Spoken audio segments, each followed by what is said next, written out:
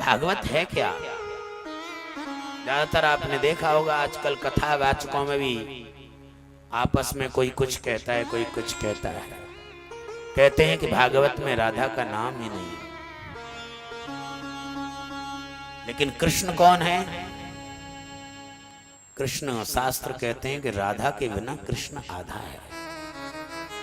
और भगवान जब अंतिम स्थिति में जब गए थे तो उद्धव से ये कह के गए थे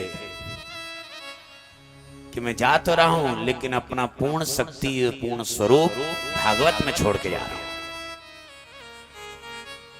इसलिए भागवत में भगवान कृष्ण का स्वरूप है भागवत। लेकिन इधर कह रहे हैं कि कृष्ण राधा के बिना आधे हैं। तो इसका मतलब भागवत में भगवान कृष्ण आधे आए हैं क्या? वो तो पूर्ण ही आए हैं, और पूर्ण आए हैं तो राधा जरूर है।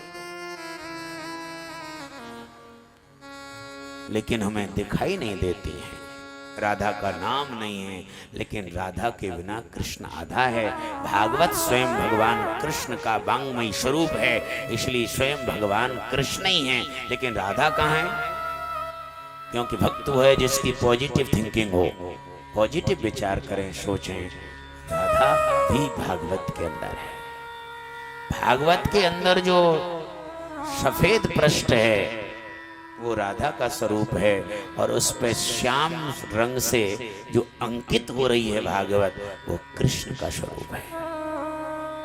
इसलिए दोनों राधा माधव हैं। इस भागवत को, राधा माधव को हम अपने सर पे धारण करके गांव लोग के लोगों के द्वारा इसका सम्मान किया गया और इसको यहाँ स्थापित किया गया।